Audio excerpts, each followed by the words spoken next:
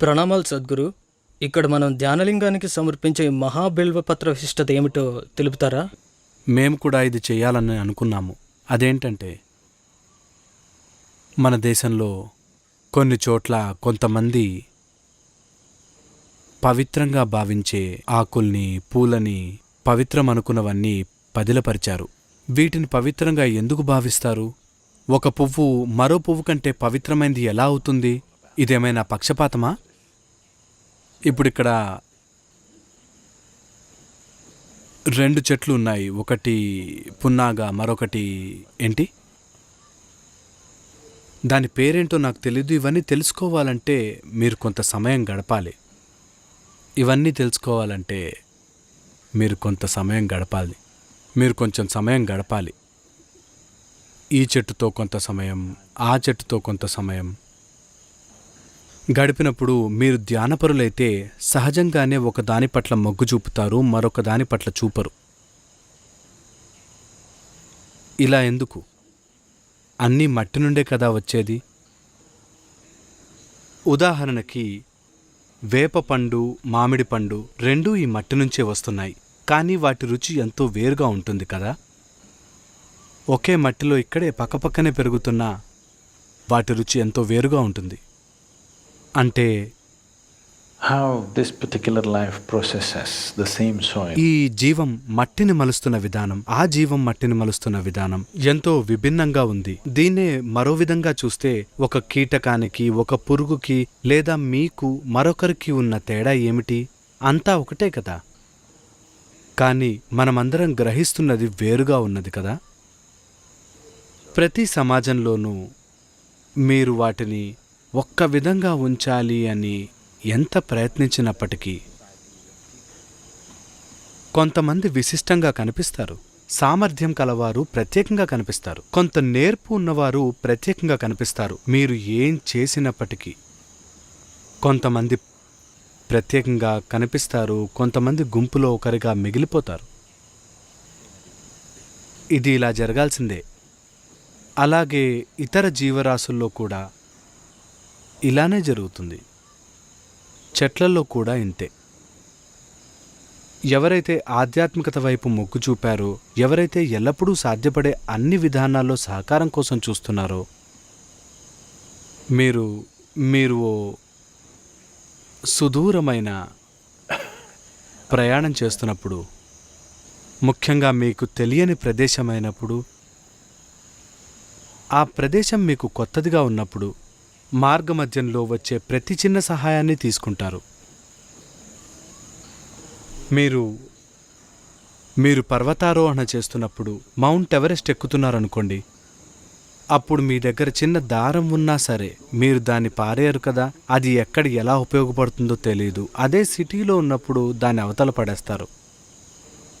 అదే మీకు తెలియని ప్రదేశంలో ఉన్నప్పుడు ఒక దారం పోగు కూడా పారేసుకోరు. ఎందుకంటే అది రేపు ఎలా ఉపయోగపడుతుందో మీకు తెలియదు కదా. మీరు ఆధ్యాత్మిక పదంలో ఉన్నప్పుడు కూడా ఇంతే. ఎందుకంటే ఇది మీకు తెలియని ప్రదేశం. మీకు సహకారాన్నివ్వగల ప్రతి చిన్నదాన్ని ప్రజలు గుర్తించారు. అలానే వారు చివరికి పూలు, పళ్ళు, ఆకులను కూడా వదిలిపెట్టలేదు. పనికొచ్చే వాటన్నిటినీ. బిల్వపత్రం శివుడికి ప్రియమైనదని ఎప్పుడూ అంటుంటారు. ఆయన దాన్ని ఏం చేసుకుంటారు? శివుడికి ప్రియమైనది అని కాదు. అలా అన్నప్పుడు ఏదో ఒక విధంలో బిల్వపత్ర ప్రకంపన మనం శివుడిగా చెప్పే దాని ప్రకంపనకి దగ్గరగా ఉంటుంది. ఇది ఆ దిశగా ఉంది అని అర్థం. ఈ విధంగా మనం ఎన్నో గుర్తించాం.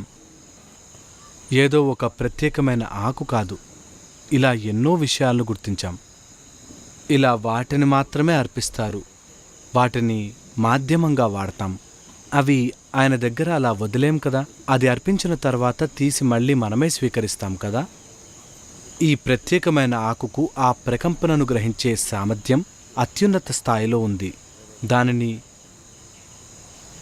మీతో తీసుకెళ్లేందుకు ఇలా ఎన్నిటినో పవిత్ర సాధనాలుగా గుర్తించి ప్రజలు ఉపయోగిస్తున్నారు. ఇది భగవంతుడి గురించి చేసేది కాదు. ఇది మీ గ్రహణ సామర్థ్యాన్ని పెంపొందించుకునేందుకు. మీరిది ప్రయత్నం చేసి చూడండి. మీరిలా ప్రయోగం చేయండి. మీరు ఒక్కరోజు ధ్యానలింగం వద్దకు వెళ్ళండి.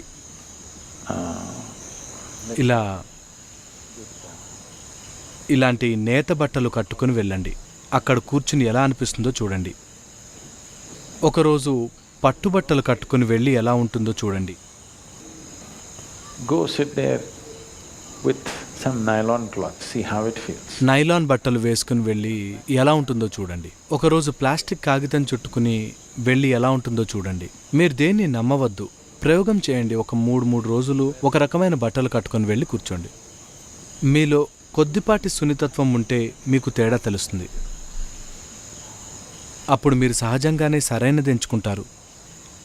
ముఖ్యమైన విషయం ఏమిటంటే మీరు అక్కడికి వెళ్ళి కూర్చుంటే మీ వద్ద ఉన్న ప్రతి అంశం మీ గ్రహణ శక్తికి సహకరించేదిగా పెంపొందించేదిగా ఉండాలి. ఇక్కడ ఉద్దేశం అదే. బిల్వపత్రానికి ఈ సామర్థ్యం ఉంది కనుక లింగానికి అర్పించి తిరిగి తీసుకున్నప్పుడు ఆ ప్రకంపనను ఎక్కువ కాలం అది పట్టి ఉంచగలదు. మీ దగ్గర అది కొన్ని రోజులు పెట్టుకుంటే మీకు తేడా తెలుస్తుంది. మీరిది ప్రయత్నం చేయొచ్చు. బిల్వపత్రం అర్పించి దాన్ని మీ జేబులో పెట్టుకుని వెళ్ళండి. మీ ఆరోగ్యం, మీ శ్రేయస్సు, మీ మానసిక స్థితి అన్నిట్లో తేడా కనిపిస్తుంది. So people identified these things with observation. ప్రజలు వీటిని కొంత గ్రాహ్యతతో, ధ్యానంతో తెలుసుకున్నారు. ఇక్కడ ఉన్న ఈ అడవులు వైవిధ్యమైనవి. ఈ అడవుల్లో ఎన్నో చెట్లున్నాయి, ఎన్నో రకాల చెట్లు. ఇది వింధ్యా పర్వతాలలో ఒక భాగం. ప్రపంచంలో పురాతనమైన వాటిల్లో రెండోది. ఇది భూభాగంలో అతి పురాతనమైన పర్వతం. ఇక్కడ ఉన్నన్ని రకాలకి సరితూగేది ఎక్కడా లేదు. ఇక్కడున్న అడవి కేవలం ఒక చిన్న ముక్క మాత్రమే. ఈ అడవులు సాధారణంగా తీరం గుండా వెళ్తూ ఉంటాయి. ఇన్ని రకాల చెట్లు ఉండగా ఎందుకు ఈ ఒక్క ఆకునే ఎంచుకున్నారంటే ఎవరో ఇది గుర్తించారు. ఇది ప్రత్యేకమైనది, మీరిది కాదనలేరు.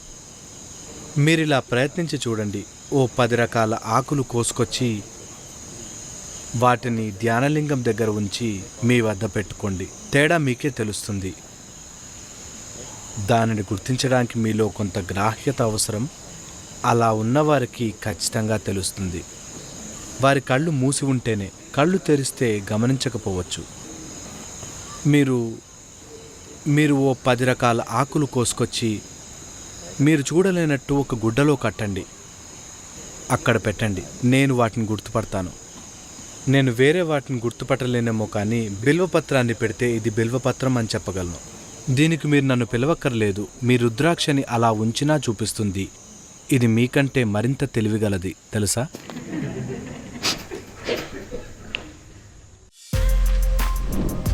For more videos like this, subscribe Big TV channel.